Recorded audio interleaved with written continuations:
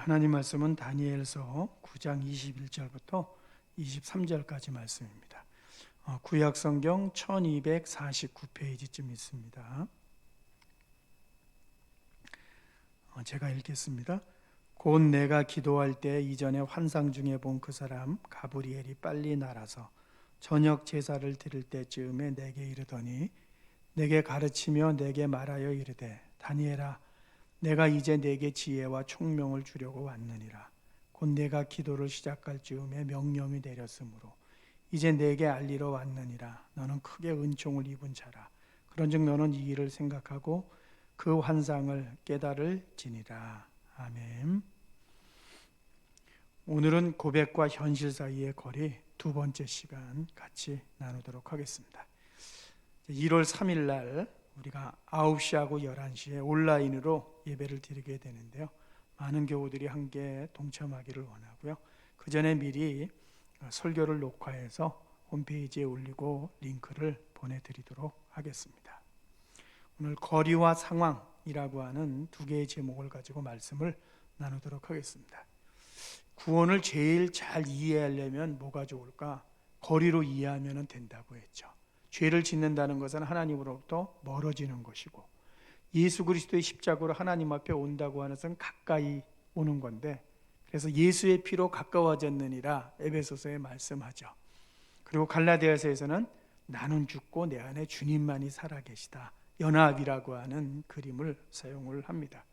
하나님과 우리와의 친밀한 관계를 표현하는 단어는 아바 아버지로, 아바 아버지라는 단어는 가장 친밀한 단어인데 그것도 거리를 말해주고 있기 때문에 예수 그리스도의 십자가로 제사함을 받고 신자가 된 우리는 하나님과 가장 가까운 거리에서 살아가는 신자들이죠. 그것을 신의 성품을 가져서 너는 신의 성품에 참여한 자라고 말씀을 해주죠. 기도도 거리로 이해할 수 있습니다. 제가 오래전에 기도에 대한 책을 읽었는데 지금도 기억나는 것이, 아니면 그 가운데 한 부분은 해결나지 않는 겁니다. 기도에는 응답의 기도도 있고 하나님이 지연시키는 기도도 있고 응답해 주시지 않는다는 기도도 있는데, 그 책을 읽고 나서요, 응답하지 않는 기도는 무엇일까 생각해 보기도 했고요, 지연된 기도는 무엇일까에 대해서 생각해 보고 지금도 그 부분에 대해서는 생각이 멈추지 않고 있습니다. 첫 번째, 거리라는 제목입니다. 이 성경에 나오는 사람들은 거의 다가 우리보다 훨씬 어려운 삶을 살았던 사람들입니다. 믿음도 척박하고요, 삶의 환경도 좋지 않았던 환경 속에 살았던 사람들이기 때문에요, 저들의 삶 자체가 오늘 이 땅을 살아가는 신자들에게는 위로가 될 수 있습니다. 그러나 그 가운데서 대체적으로 그래도 괜찮은 길을 걸어갔던 사람도 있고요, 조금 더 어려운 삶을 살았던 사람들이 있습니다. 고백과 현실이 대체적으로 성경의 다른 인물들보다 가까웠던 사람 가운데는 아브라함도 있습니다. 새로운 땅에 이주했는데요, 이집트에 갔다 오면서 부자가 되었습니다. 하나님의 약속의 땅을 떠나서 왔는데 부자가 되는 아이러니가 아브라함의 생애 속에 전개되기도 하죠. 그가 경제적으로 안정을 누리게 되면서 하나님이 약속하신 땅에 정착하는데 아주 큰 보탬이 되었습니다. 그로부터 시작해서 자녀를 낳고 또 죽을 때까지요, 문제가 생길 때마다 하나님이 그때그때 이 아브라함을 도와주십니다. 그래서 아브라함의 생애를 읽어 내려가면서는요, 문제가 있지만 해결되고 문제가 있지만 해결되고 문제가 있지만 해결되는 이러한 모습들이 반복되고 있습니다. 거기에는 아브라함의 결심이라든가 그의 능력이 주가 아니라 하나님의 도우심과 하나님의 열심, 그래서 아브라함의 생애를 이야기할 때는 하나님의 열심으로 되어진 사람이다 라는 표현을 공통적으로 사용을 합니다. 여호수아는 모세가 죽고 나서 아주 큰 그 고민에 빠졌죠. 왜? 훌륭한 지도자가 죽었기 때문에 바톤을 이어받는 것이 부담이었지만은요, 여리고를 점령하면서 기적으로 점령하면서 전환점을 마련하게 되고요, 하나님이 주변 나라들을 이 주변 나라에 두려움을 주시면서 여호수아는 빠른 시간 안에 지도자로서 자리를 잡게 되었습니다. 기드온은 사람들 가운데 가장 소심한 사람이었습니다. 그러나 부르심을 받은 다음에 무기 하나 쓰지 않고 전쟁에서 승리하는 그러한 기적을 경험하게 되었고요, 소심한 기드온은 나라의 영웅이 되어서 사람들이 우리의 왕이 되어 주십시오라고 이야기할 정도였습니다. 룻이라고 하는 이방 여인은 보아스와 결혼하면서 영적으로나 정서적으로 모든 것을 회복하게 되었습니다. 엘리야도 그 삶에 흉년과 같은 또 왕 앞에서 예언해야 되는 어려움이 있었지만은요, 필요할 때 하나님이 그를 도와주시고 아주 훌륭한 예언자로 살아갔고 죽음을 보지 않고 하늘에 가는 인물이 되었습니다. 이들의 삶을 보면은 거기에는 하나님의 도우심이 주를 이루고 있습니다. 그래서 하나님이 저들을 인도해 가시고 하나님이 저들 가운데 함께 해주시는 모습들이 많이 나타나고 있습니다. 기도와 응답 사이에서 거리가 가장 가까웠던 사람은 누구인가? 오늘 읽었던 다니엘서 9장의 다니엘입니다. 그가 기도합니다. 나라는 없어졌습니다. 바벨론에 와 있습니다. 이방 땅에 와서 관리로 일하고 있는 거죠. 이스라엘의 미래가 궁금했습니다. 이 땅의 역사가 누구의 손에 있는가 하는 것이 궁금했습니다.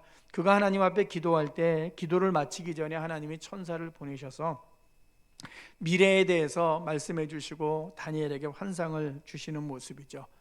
기도가 끝나기 전에 응답이 내려왔으니까 가장 빠른 응답의 모습입니다.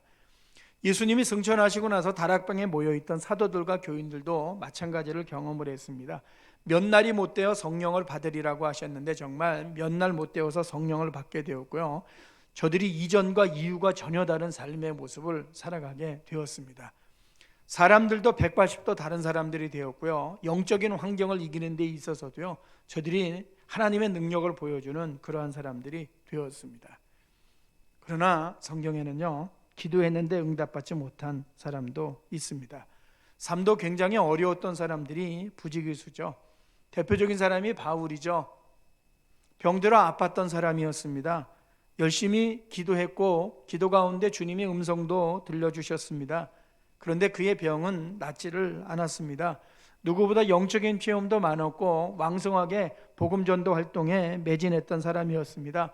극적인 삶의 반전으로 주님을 위해서 헌신한 사람이었습니다.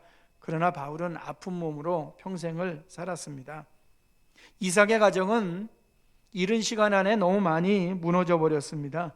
그리고 오랜 시간 동안 작은 아들과 헤어지는 고통이 그에게 있었습니다. 야곱의 삶은 파란만장 그 자체였음을 우리가 너무나 잘 알죠.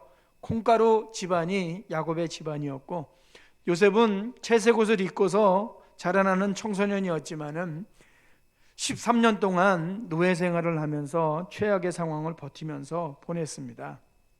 모세도 40년 힘들게 살았고, 다윗도 왕이 되기 전이나 왕이 되고 나서 성경을 읽어보면 얼마나 많은 어려움들이 계속되고 있는지 정말 다윗이 하루라도 편안하게 잠을 잤을까 싶을 정도의 사건들이 연속됐습니다. 바울은 로마 감옥에 있을 때 빌립보서를 교인들에게 써서 보냈습니다. 거기에 여러분 나는 기쁩니다, 예수 그리스도 안에서 내 마음을 지켜주십니다 라고 그가 썼지만은요, 그가 있는 곳은 감옥이었습니다.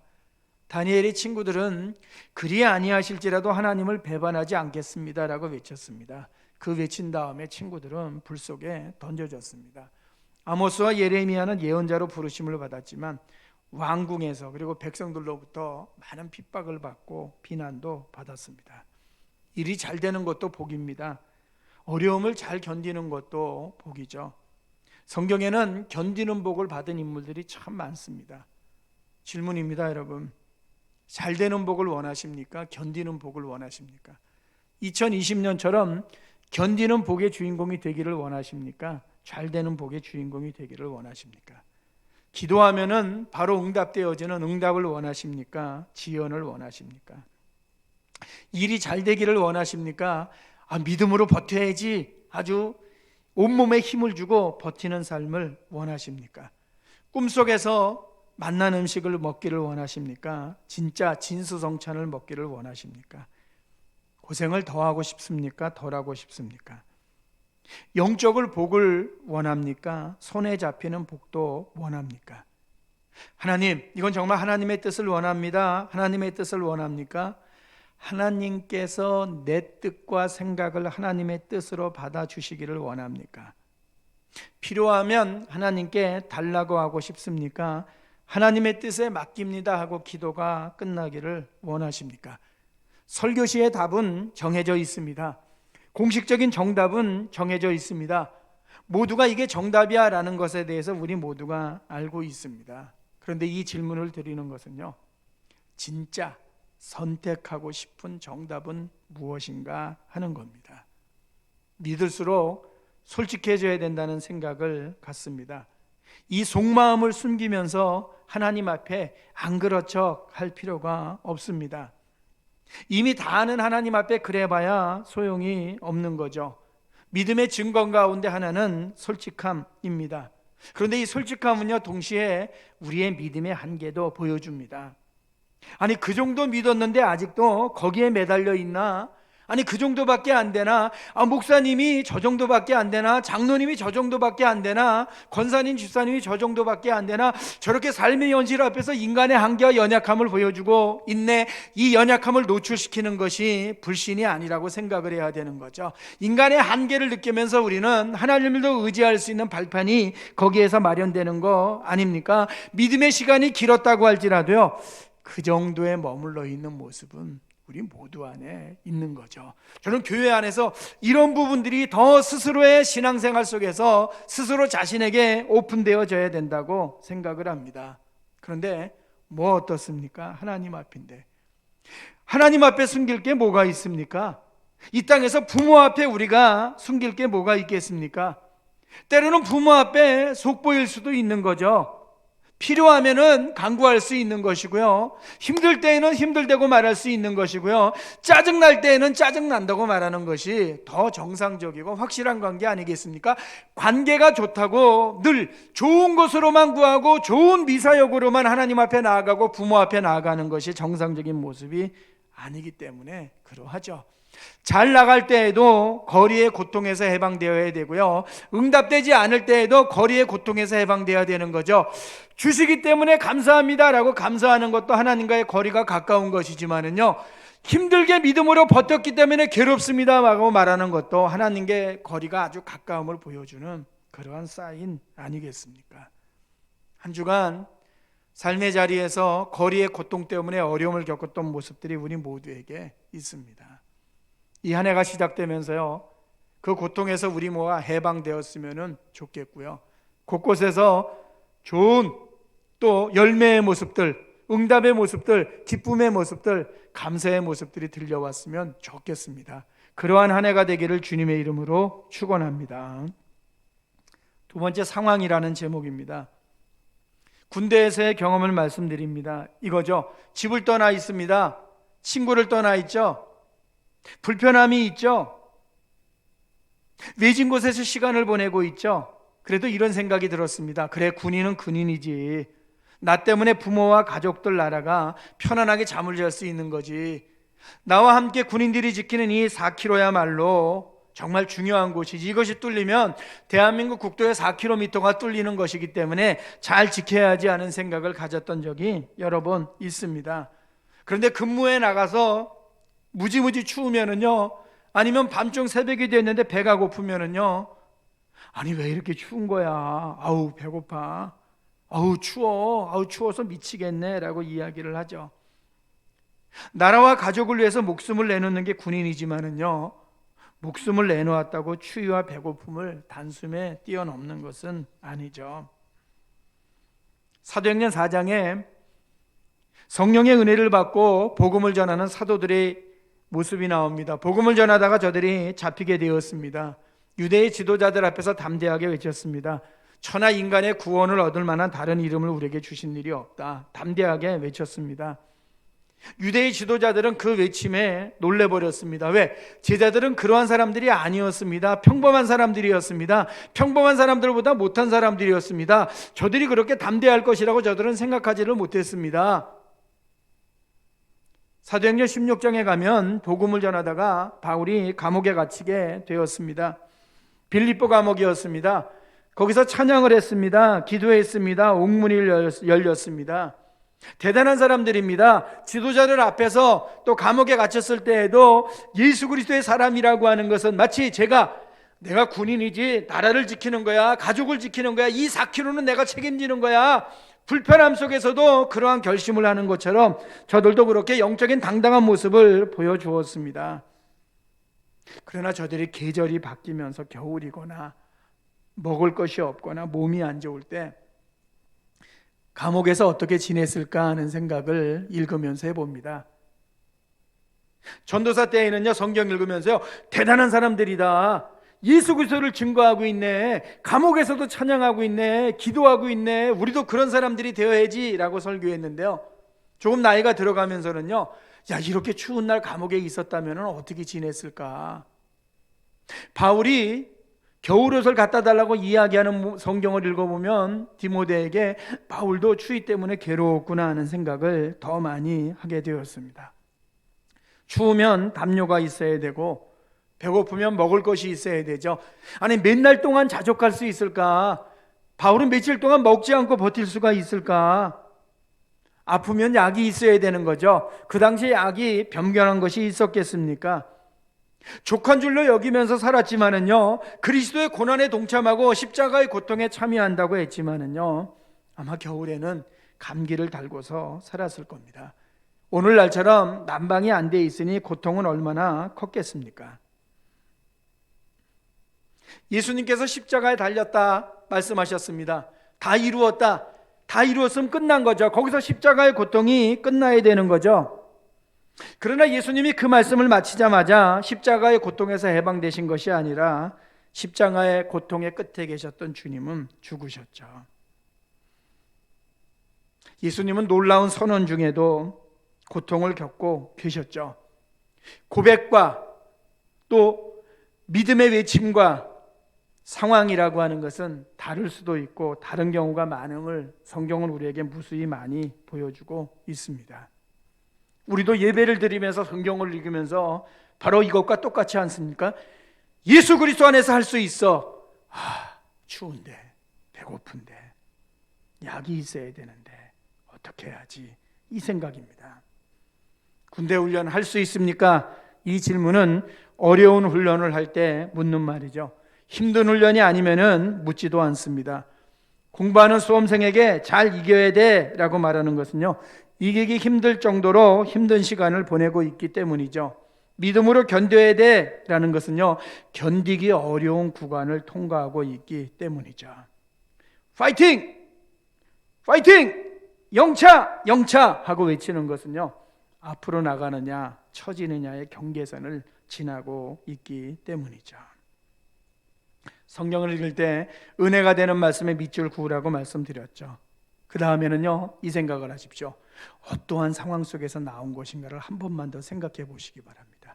이렇게 겨울이 됐을 때는 아까처럼요, 야, 감옥에 있을 때 얼마나 추웠을까?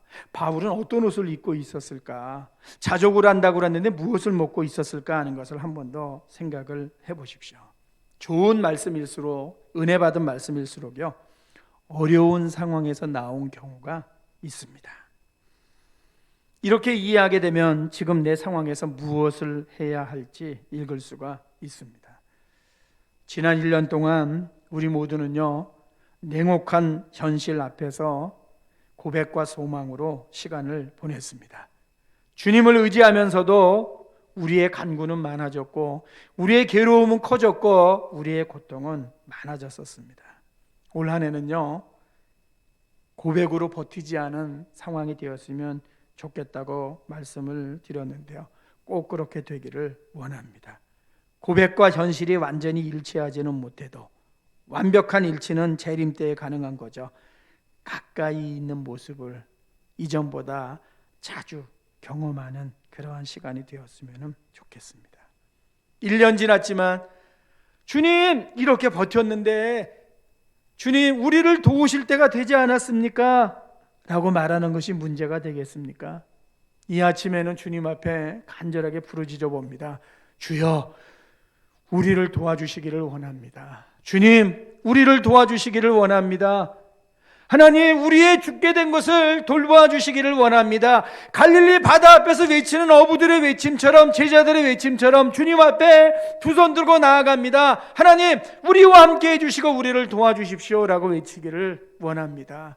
2021년 한 해 주님의 도우심이 더해지고 더 많은 체험이 있고 더 많은 응답이 있고 간증이 있는 한 해가 되기를 주님의 이름으로 축원합니다. 우리 모두의 기도를 주께서 응답해 주시기를 예수 그리스도의 이름으로 축원합니다. 기도하겠습니다. 새해 첫주일입니다. 하나님,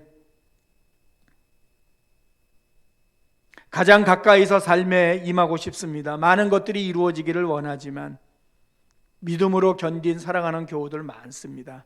이 안에 함께 해주셔서 하나님 아버지, 고백과 현실이 아주 가장 가까워지는 모습들도 경험할 수 있는 은혜와 복으로 함께 해주시기를 원합니다. 영적인 회복과 함께 삶의 회복도 도와여 주시기를 원합니다. 응답의 모습으로 꼭 채워주시기를 원합니다. 어려울 때 그 상황 속에서 믿음으로 버텼던 사람들, 이제 우리의 삶에도 하나님 여기까지 왔사오니 주여 우리 모두를 도와주심으로 말미암아 하나님의 함께 하심을 경험하는 2021년이 될 수 있도록 모든 교우들의 영적 인상과 이 땅의 삶 가운데 주님께서 함께하여 주시옵소서. 믿음으로 의지하면서 나아가오니 주여 우리를 도와주시는 한 해가 되도록 역사하여 주시옵소서. 예수님 이름으로 기도하옵나이다. 아멘.